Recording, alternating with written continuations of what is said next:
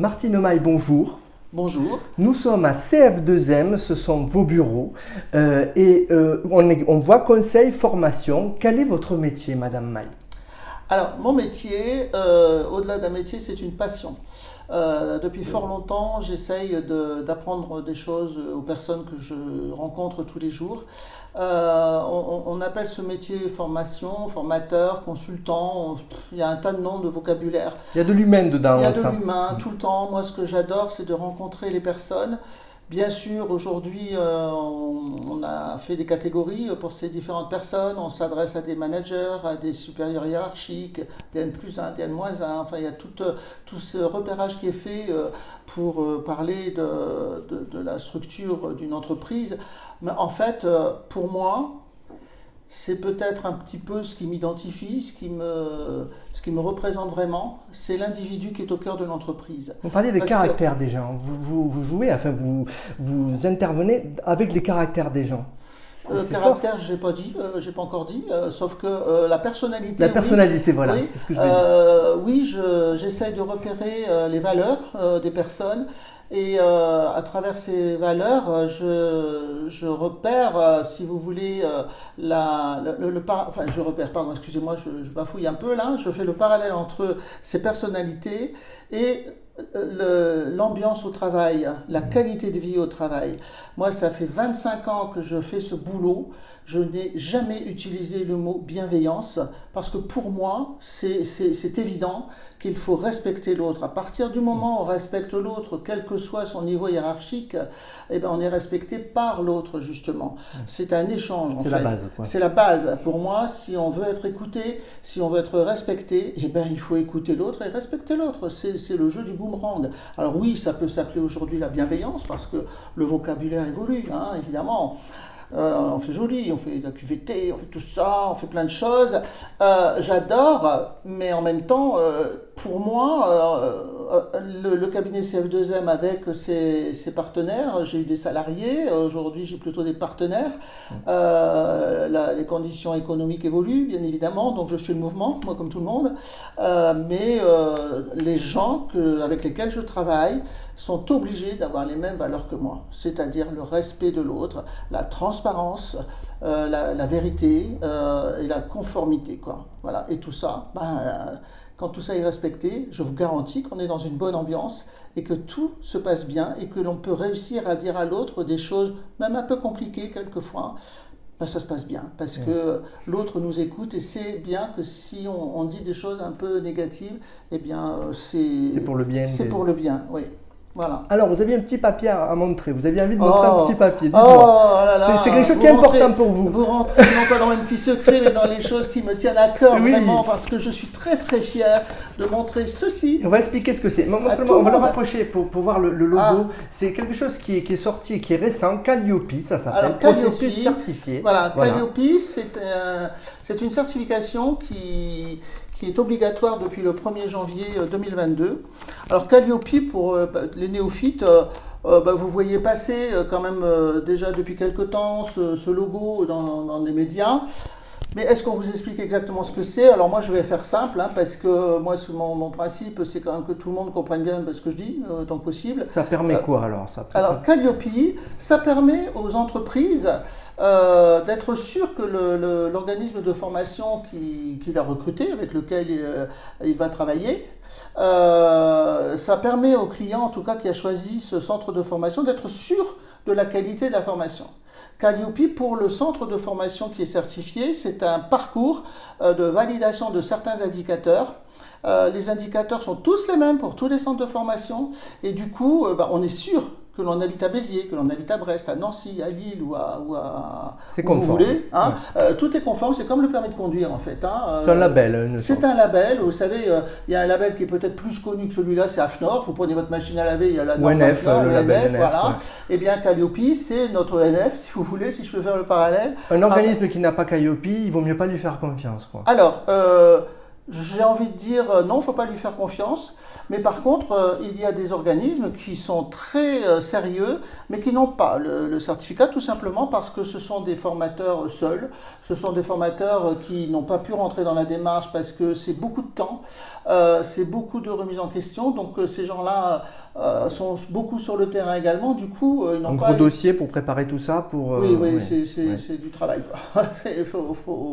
Il y a du temps à passer quand même, hein. Et donc peut-être que ces gens-là n'ont pas eu le temps. Et de ce fait, ce sont d'excellents cabinets avec lesquels nous, les certifiés, nous pouvons sous-traiter des formations.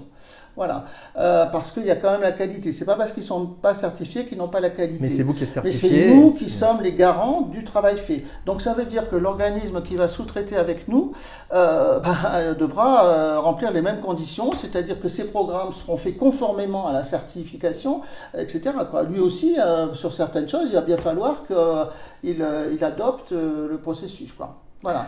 Ces organismes, alors si c'est le sous-traitant qui n'a pas de centre de formation certifié, il ne pourra pas travailler avec l'entreprise ou le particulier, si ce n'est que l'entreprise paiera la totalité du montant de la formation. Le certificat Calliope permet aux entreprises d'avoir la subvention d'État, hein, qui passe par les OPCO. Mon compte formation, c'est ça, le compte formation, le CPF, oui, en sachant que le CPF est utilisé quelquefois par les salariés d'entreprise, mais plus par les particuliers. Et donc oui, tout ce qui touche à la formation doit être fait par des organismes de formation certifiés Calliope. Moi, j'ai été certifié Datadoc aussi dans la dernière certification qui était obligatoire aussi. J'ai donc été certifié Datadoc et là maintenant c'est Calliope. Et s'il y en a encore une autre, je ferai parce que c'est ce qui rend vraiment conforme tous nos produits, quoi, par rapport aux besoins du marché. Et cette conformité, elle est importante, on va en parler puisque actuellement, il y a beaucoup d'arnaques dans le domaine de la formation. On vous envoie un SMS en disant vos points de formation, votre compte formation va être mis à zéro, appelez-nous. Que faire dans ce cas-là? Quels sont vos conseils, Martine Maille, dans ce cas-là? Parce que beaucoup de gens, quasiment tout le monde a reçu ces fameux SMS où il a été appelé. Alors vous savez, des arnaques, il y en a toujours eu. Moi, ça fait 25 ans, 30 ans que je fais ce métier et 25 ans à mon compte. D'accord? Donc des arnaques, c'était pas celle-ci bien évidemment, il y en a eu d'autres. Il y en a d'autres aussi dans différents métiers tels que les isolations, voilà, aujourd'hui les économies, etc., d'énergie. Aujourd'hui il y a des arnaques aussi là-dedans, il y en a partout. S'agissant du CPF, je me permettrai juste de dire, je n'ai de conseils à donner à personne, il y a plein de centres de formation et chacun est excellent dans son métier. Je me permettrai juste de dire que quand on parle du CPF, il faut être sûr que le particulier, par exemple, qui sollicite ces financements-là, est bien en ligne, par exemple, si c'est une démarche par téléphone, parce qu'il y a un reportage à la télé fait récemment là-dessus, si c'est un démarchage par téléphone, il faut bien que ce particulier identifie la personne qui appelle, qui elle est, quelle est son enseigne, quel est son téléphone. Si elle a le Calliope, éventuellement. Ou pas, ça peut aussi ne pas faire partie de son questionnement, mais surtout demander les coordonnées. Si elle est basée à l'étranger, ça craint un peu. Ouais, vaut mieux rester français quand même. Hein. Donc, dès qu'elle a ses coordonnées, on termine là l'appel téléphonique. On ne donne pas ses numéros de sécu, par exemple. Jamais, ça vous avez bien fait de le souligner, jamais on donne ses codes d'accès à au CPF, pas son numéro de sécu, on ne donne rien du tout. C'est comme si vous me donniez à moi les codes carte bleue, votre compte en banque avec son code carte bleue. C'est l'équivalent. Hein, je vais me faire un grand plaisir, si vous voulez, d'aller visiter votre compte et de voir un peu ce qu'il y a dessus. Parce que l'entreprise pourra se servir de votre compte formation, le vider. À partir du moment où elle a accès à vos comptes, c'est exactement ça, quoi. Bien sûr, elle peut très bien remettre à zéro les compteurs. Hein, et puis vous, quand vous irez voir, il n'y aura plus rien dessus. Voilà. Donc, on ne donne pas ces codes, on ne donne rien du tout au téléphone, en tout cas. On vérifie si les coordonnées qui nous ont été données sont bien certifiées Calliope. Si c'est le cas, vous rappelez, bon, c'est quand même plus sécurisé évidemment, mais si vous ne trouvez pas cette enseigne certifiée, c'est pas la peine d'y aller, quoi. Mais après, c'est aussi aux gens d'être très vigilants parce que des arnaques, il y en a partout, quoi. Il y en a partout, tout le temps. Et oui, si vous avez des connaissances dans la formation autour de vous, ben, renseignez-vous auprès de ces gens-là, ils vous donneront en principe les bonnes réponses. Mais ne pas donner, surtout à retenir sur les CPF, tout ce qui peut vous identifier sur ce sujet-là en ligne. Donc Martine Maille, vous nous avez parlé, et c'est gentil de votre part, de compte formation, mais vous avez tout un cursus, une expérience, parce qu'avant de venir à Béziers, je crois que vous y êtes depuis quelques années sur Béziers. Oui, je suis venu à Béziers il y a déjà 30 ans, mais j'avais mon activité au niveau national jusqu'en 2015. Et depuis 2015, c'est vrai que je développe tout mon savoir-faire plutôt, je vais dire, en Occitanie, hein, puisque maintenant c'est le nom de la grande région Occitanie. Et je fais quoi maintenant? Eh bien, je suis quand même sur mon savoir-faire, hein, qui est quand même le management des hommes, le management des équipes, le savoir-être, le self-management également. Je suis qui, moi, en tant que manager, pour manager les autres. Je suis sur la ressource humaine, les Beaucoup de grosses entreprises sur votre CV. Oui, j'ai de gros, ce qu'on appelle les grands comptes. Hein. Je vais les lister rapidement parce que je veux faire de tort à personne et je vais en oublier bien sûr parce que depuis 25 ans que je suis à mon compte. Oui, j'ai vu le papier, il y a une liste impressionnante. Il y en a beaucoup, oui. Bon, la plus importante avec laquelle j'ai travaillé en durée, c'est les transports de Fondrings, parce que là j'ai fait toute la France et j'ai fait la sûreté aéroportuaire sur des gros aéroports comme Lille, Roissy, Orly, Lyon, Saint-Exupéry, Marseille et Toulouse, donc ce sont quand même des gros aéroports. Et voilà, et puis j'ai fait Dell, j'ai fait aussi beaucoup de BTP, parce que là actuellement j'ai un sujet qui plaît aux entreprises du BTP, qui s'appelle savoir manager une équipe sur un chantier. Et ça, j'avoue que c'est un sujet qui plaît bien. Donc tant mieux. Et alors, surtout si vous le faites bien, qu'il y a des résultats, j'imagine que ça doit se dire. Oui, parce que là aussi, l'air de rien, les enseignes, c'est de Mathieu Barre, c'est François Fonteville, c'est Eiffage, c'est Alaise à Pézénas, ce sont des enseignes comme celle-ci. Et j'avoue que je renouvelle aussi bien souvent, d'année en année, sur ces grandes enseignes-là, quoi. Donc j'ai récemment, la SMDEA, c'est la compagnie des eaux de l'Ariège à Foix. J'ai l'habitude des grands comptes.